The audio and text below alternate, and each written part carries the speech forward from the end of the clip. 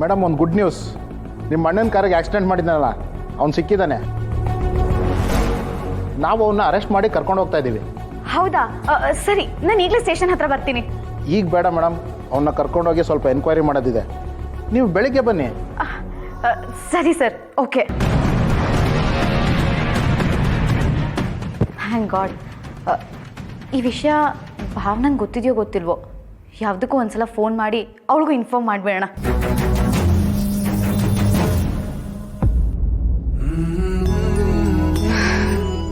ಏಪ್ಪ ಸುಸ್ತಾಗೋಯ್ತು. ಆದರೆ ಊಟ ಚೆನ್ನಾಗಿತ್ತಲ್ವಾ? ಹ್ಞೂ ಮೇಡಮ್ರೆ, ತುಂಬ ಚೆನ್ನಾಗಿತ್ತು. ನಿಮ್ಮ ತಂಗಿ ಅಂತೂ ನಿಮ್ಮನ್ನ ನೋಡಿ ಬಹು ಖುಷಿಪಟ್ಲು.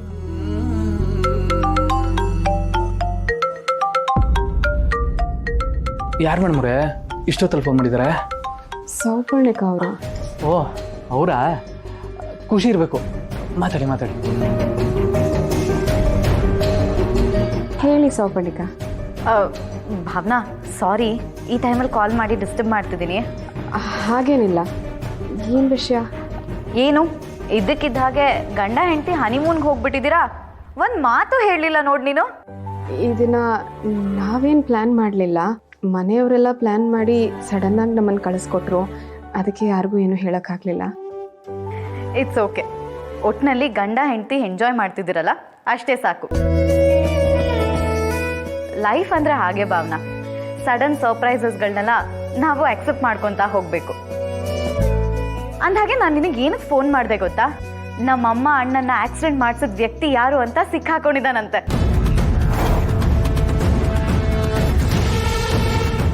ಹೌದಾ? ಯಾರದು? ಯಾರು ಅಂತ ಅವ್ರು ನನಗೇನು ಹೇಳಲಿಲ್ಲ. ನಾನು ಇವಾಗಲೇ ಸ್ಟೇಷನ್ಗೆ ಬರ್ತೀನಂತ ಕೂಡ ಹೇಳಿದೆ. ಅವರು ಎಂಕ್ವೈರಿ ಎಲ್ಲ ಮಾಡೋದಿದೆ, ನಾಳೆ ಬೆಳಿಗ್ಗೆ ಬನ್ನಿ ಅಂತ ಹೇಳಿದರು. ನಾಳೆ ಬೆಳಿಗ್ಗೆ ಹೋಗ್ತಿದ್ದಾಗೇನೆ ನಾನು ಯಾರು ಅಂತ ತಿಳ್ಕೊಂಡು ನಿನಗೆ ಫೋನ್ ಮಾಡ್ತೀನಿ. ಸರಿ ಸರಿ, ಹಾಗೆ ಮಾಡಿ. ಒಟ್ಟಿನಲ್ಲಿ ಖುಷಿಗೆ ನ್ಯಾಯ ಸಿಕ್ಕಿದ್ರೆ ಸಾಕು, ಅಷ್ಟೇ. ಭಾವನಾ, ಇದೆಲ್ಲ ನಿನ್ನ ಹೋರಾಟದ ಫಲ. Thank you so much. ನಿಂಗೆ ಎಷ್ಟು ಥ್ಯಾಂಕ್ಸ್ ಹೇಳಿದ್ರು ಸಾಲಲ್ಲ ಕಣೆ. ನನಗೆ ಯಾಕೆ ಥ್ಯಾಂಕ್ಸ್ ಹೇಳ್ತಿದ್ದೀರಾ?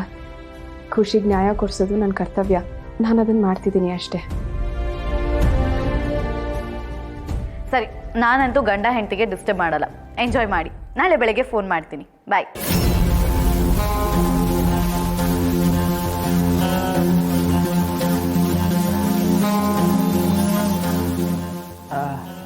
ಏನು ಮೇಡಮ್ರೆ ಅಷ್ಟು ಖುಷಿಯಾಗಿ ಮಾತಾಡ್ತಿದ್ರಿ?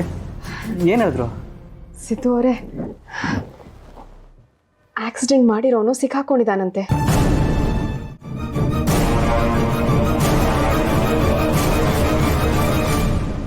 ಏನು ಹೇಳ್ತಿದ್ದಾರೆ ಮೇಡಮ್ರೆ? ಹೌದು ಸಿದ್ದು ಅವರೇ, ಅವನು ಆಕ್ಸಿಡೆಂಟ್ ಮಾಡಿರೋ ಕಾರ್ ಸಿಕ್ಕಿದ್ಯಂತೆ. ಅವನು ಅರೆಸ್ಟ್ ಆಗಿದ್ದಾನಂತೆ. ನನಗೆ ಈ ವಿಷಯ ಕೇಳಿ ಎಷ್ಟು ಖುಷಿ ಆಗ್ತಿದೆ ಗೊತ್ತಾ?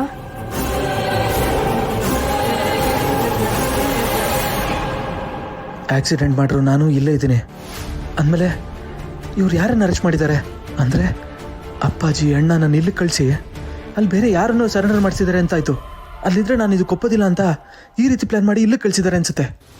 ಸಿದ್ದು ಅವರೇ, ಈ ವಿಷಯ ಕೇಳಿ ಖುಷಿ ಆಗೋದು ಬಿಟ್ಟು ನೀವು ಯಾಕೆ ಟೆನ್ಷನ್ ಮಾಡ್ಕೋತಿದ್ದೀರಾ? ಏನಾಯ್ತು? ಅಂಥದ್ದೇನು ಇಲ್ಲ ಮೇಡಮ್ರೆ. ಅದು ಅವ್ನು ಇಷ್ಟು ದಿನ ಆದಮೇಲೆ ಸಿಕ್ಕೋನಲ್ಲ, ಯಾರಿರ್ಬೋದು ಅಂತ ಯೋಚನೆ ಮಾಡ್ತಿದ್ದೆ. ನನಗೂ ಅದೇ ಕುತೂಹಲ ಇದೆ ಸಿದ್ದು ಅವರೇ. ಸೌಪರ್ಣಿಕ ಅವರು ನಾಳೆ ಬೆಳಗ್ಗೆ ಸ್ಟೇಷನ್ಗೆ ಹೋಗಿ ನೋಡಿ ಹೇಳ್ತಾರಂತೆ.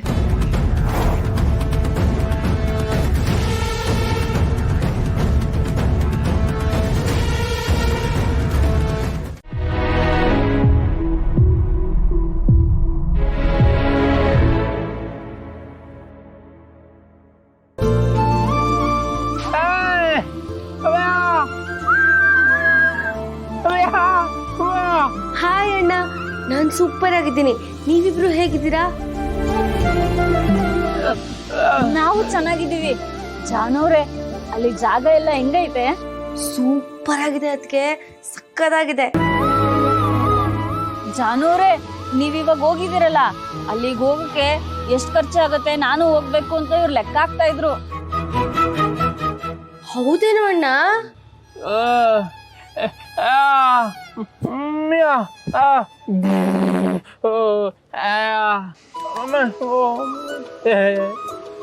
ಆದ್ರೆ ಅಲ್ಲಿ ಭಾಷೆ ಎಲ್ಲ ನಮಗ್ ಬರಕ್ಕಿಲ್ಲ ಅಲ್ವಾ, ಅದಕ್ಕೆ ಅಲ್ಲಿಗೆಲ್ಲ ಯಾಕೆ ಹೋಗ್ಬೇಕು ಅಂತ ನಾನು ಹೇಳಿದ್ರೆ ಇವ್ರು ಕೇಳ್ತಾನೆ ಇಲ್ಲ. ಅಣ್ಣ ಅದಕ್ಕೆ ಯಾಕೆ ಯೋಚನೆ ಮಾಡ್ತೀಯಾ? ನೀನು ನಿನ್ನ ಕ್ಲೋಸ್ ಫ್ರೆಂಡ್ನ ಹುಡುಕ್ತಿದ್ಯಾ ಅಲ್ವಾ?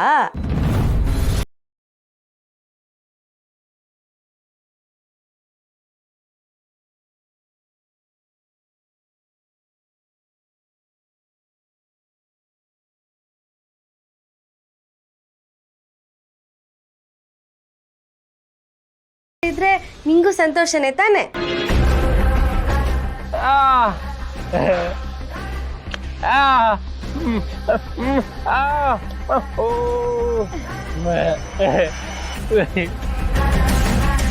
ಖಂಡಿತ ಯೋಚನೆ ಮಾಡ್ಬೇಡ ಅಣ್ಣ, ನಿಂಗೆ ಅವರು ಸಿಗ್ತಾರೆ. ನೀನು ಅವ್ರ ಜೊತೆನೆ ಹೋಗ್ತೀಯ, ನೋಡ್ತಾ ಇರು. ಜಾನವ್ರೆ, ನಿಮ್ ಬಾಯರ್ಕೆಯಿಂದ ಅದೊಂದಾಗ್ಬಿಟ್ರೆ ಸಾಕು. ಇವ್ರಂತೂ ಯಾವಾಗ್ಲೂ ಅವ್ರ ಬಗ್ಗೆನೇ ಯೋಚನೆ ಮಾಡ್ತಾ ಇರ್ತಾರೆ. ಅವ್ರೇನಾದ್ರೂ ಇವ್ರಿಗೆ ಸಿಕ್ಬಿಟ್ರೆ ಚಿನ್ನನೇ ಸಿಕ್ಕದಷ್ಟು ಖುಷಿ ಆಗ್ಬಿಡ್ತಾರೆ ಇವ್ರು.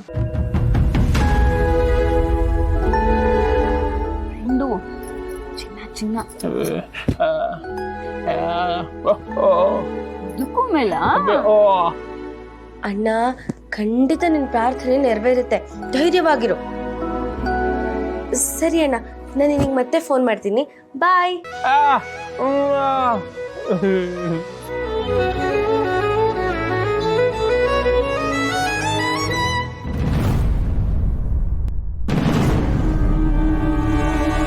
ಫ್ರೆಂಡ್ ಬಗ್ಗೆ ಮಾತಾಡ್ತಿದ್ದ ಹಾಗೆ ಇವ್ರ ರಿಯಾಕ್ಷನ್ ಬದಲಾಗಿರೋದನ್ನ ನೋಡ್ತಾ ಇದ್ರೆ ಸಚಿನ್ ಅವರು ಹೇಳಿದ್ದು ನಿಜ. ಎಂಥ ಸತ್ಯನ ನನ್ನಿಂದ ಮುಚ್ಚಿಟ್ಟಿದ್ದಾರೆ.